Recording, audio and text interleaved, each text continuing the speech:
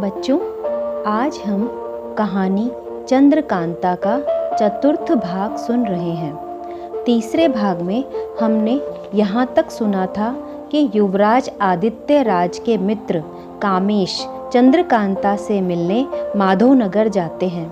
वहाँ चंद्रकांता कामेश के सामने 7 पर्दों के पीछे से मिलने की शर्त रखती हैं। तब कामेश चंद्रकांता को जब झीने झीने 7 पर्दों के पार से देखते हैं और चंद्रकांता के हंसने पर जो सुगंध आती है उससे कामेश चंद्रकांता पर मोहित हो जाते हैं। चंद्रकांता उन 7 पर्दों के पीछे से भी अत्यंत सुंदर दिखाई दे रही थी। एकदम पतली दुबली गोरी काया, लंबे लंबे बाल, बड़ी बड़ी आँखें। वैसे तो यह सब कामेश को धुंधला दिखाई दे रहा था, परंतु कामेश इतना समझ गए थे कि यह लड़की संसार की सबसे सुंदर लड़की है।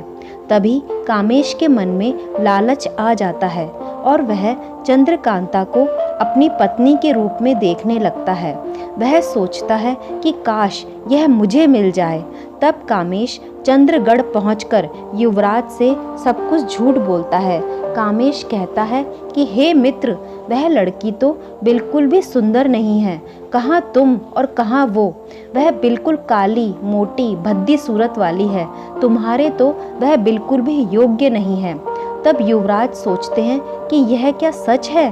पिताजी तो कह रहे थे कि चंद्रकांता अत्यधिक सुंदर है। फिर युवराज सोचते हैं कि पिताजी ने तो उसे तब देखा था जब वह नवजात थी, परंतु कामेश तो उससे अभी ही मिलकर आया है। हो सकता है वह बड़ी होकर वैसी ही दिखती हो जैसा कामेश कह रहा है। युवराज कामेश की बात पर विश्वास कर लेते हैं और कहते हैं कि मैं यह विवाह नहीं करना चाहता, परंतु मैं क्या करूं। तब कामेश बहुत प्रसन्न होता है और वहां से चला जाता है। उसे लगता है कि उसकी चाल कामयाब हो गई। अब युवराज चंद्रकांता से विवाह के लिए मना कर देंगे और तब मैं उससे विवाह कर लूँगा। परंतु महाराज राज राजेश्वर नगर सेठ को वचन दे चुके थे, इसीलिए युवराज को चंद्रकांता से शादी करनी पड़ती है।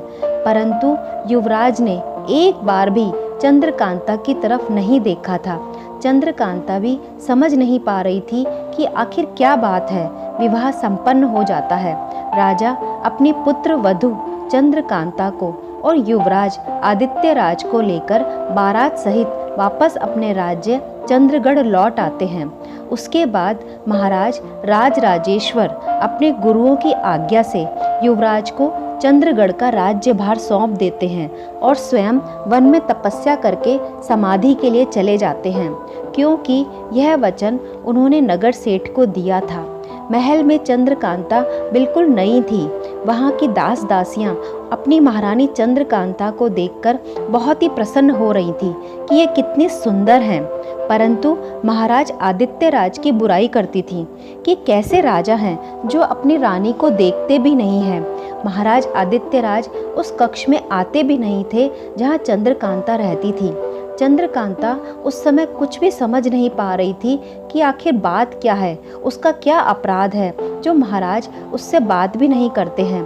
तब कुछ दिन बाद कामेश महल में आने लगता है और वह छुप छुप कर महारानी चंद्रकांता से मिलने की कोशिश करने लगता है, ताकि चंद्रकांता को आदित्य राज से अलग करके स्वयं उससे विवाह कर सके। चंद्रकांता को जब यह बात पता चलती है कि यह पूरी साजिश कामेश की है तो वह सब कुछ समझ जाती है। परंतु कामेश बार बार चंद्रकांता से मिलने के मौके ढूंढता है। तब एक दिन कामेश चंद्रकांता को उसकी दासी से यह संदेशा भिजवाता है कि मैं तुमसे मिलना चाहता हूँ। चंद्रकांता उसके संदेश को पढ़कर पहले तो नाराज होती है, फिर सोचती है और अपनी बुद्धि का उपयोग करते हुए संदेशा भिजवाती है कि हाँ, मैं भी तुमसे मिलना चाहती हूँ। तब कामेश चंद्रकांता को अपनी हवेली पर मिलने के लिए बुलाता है। बच्चों, आगे की कहानी अगले भाग में सुनेंगे।